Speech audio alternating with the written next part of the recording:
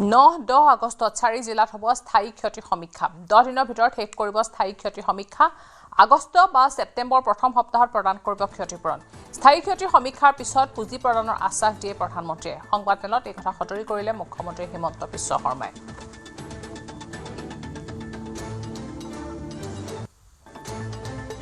আজি যি সমীক্ষা পোৱা যাব সেই সমীক্ষা 3 মাহ পিছত পোৱা নাযাব ক্ষয়ক্ষতিৰ বুজ লোৱাৰ এই হৈছে আটাইতকৈ উপযুক্ত সময় সেইবাবে 7 তাৰিখে আমি বিষয়াসকলৰ প্ৰশিক্ষণৰ ব্যৱস্থা কৰিম 8 তাৰিখে জিলাসমূহত এই সমীক্ষাকাৰীসকলক বিষয়াসকলে তেওঁলোকৰ বাবে প্ৰয়োজনীয় প্ৰশিক্ষণ প্ৰদান কৰিব 9 বা 10 তাৰিখৰ পৰা চাৰিওখন জিলাতে গোলাঘাট যোৰহাট শিৱসাগৰ চৰাইদেউ জিলা আমি স্থায়ী ক্ষতিৰ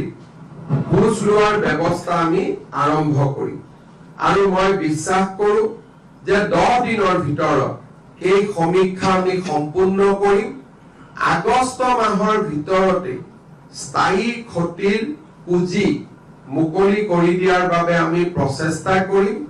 আৰু কিবা কাৰণত আগষ্ট মাহত সম্ভৱ নহলেও সেপ্টেম্বৰ মাহৰ প্ৰথম সপ্তাহৰ ভিতৰতে এই স্থায়ী পুঁজি মুকলি কৰি দিয়াৰ বাবে আমি সিদ্ধান্ত লম প্ৰধানমন্ত্ৰী ডাঙৰীয়াই আমাক আশ্বাস দিছে যে স্থায়ী ক্ষতিৰ সমীক্ষা হোৱাৰ লগে লগে আমাৰ যি স্থায়ী ক্ষতিৰ নৰ্মছ আছে সেই নৰ্মছ মতে যিমান প্ৰয়োজনীয় পুঁজি প্ৰয়োজন হয় ৰাজ্য চৰকাৰক সেই পুঁজি তেখেতে আমাক দিব তেখেতৰ সাহস আৰু প্ৰেৰণাতে আমি এনে তৎকালীন জৰীপৰ ব্যৱস্থা হাতত লবলৈ সিদ্ধান্ত গ্ৰহণ কৰিছো শিৱসাগৰ আৰু চৰাইদেউৰ বানাক্ৰান্তৰ বিদ্যুৎ মাচুল ৰেহাই জুলাই মাহৰ বিদ্যুৎ মাচুল ৰেহাইৰ ঘোষণা কৰা ৰাজ্য চৰকাৰে দুয়োখন জিলা বানাক্ৰান্তৰ বাবে মাটিৰ খাজনা ৰেহাই এবছৰলৈ ৰেহাই দিয়া হৈছে বানাক্ৰান্তৰ মাটিৰ খাজনা শিৱসাগৰ আৰু চৰাইদেউ জিলাৰ ৰাইজে তাৰো সংবেদনশীলতাৰ পৰিচয় দি জুলাই মাহৰ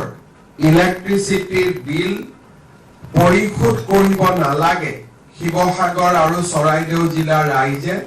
তাৰো সিদ্ধান্ত আমি ৰাজহুৱাভাৱে ঘোষণা কৰিছো এবছৰলৈ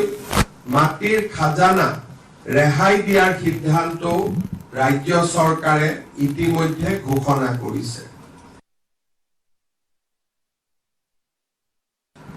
সংবেদনশীলতাৰ পৰিচয় দি জুলাই মাহৰ ইলেক্ট্ৰিচিটিৰ বিল পৰিশোধ কৰিব নালাগে শিৱসাগৰ আৰু চৰাইদেউ জিলাৰ ৰাইজে তাৰো সিদ্ধান্ত আমি ৰাজহুৱাভাৱে ঘোষণা কৰিছো এবছৰলৈ মাটিৰ খাজানা ৰেহাই দিয়াৰ সিদ্ধান্ত ৰাজ্য চৰকাৰে ইতিমধ্যে ঘোষণা কৰিছে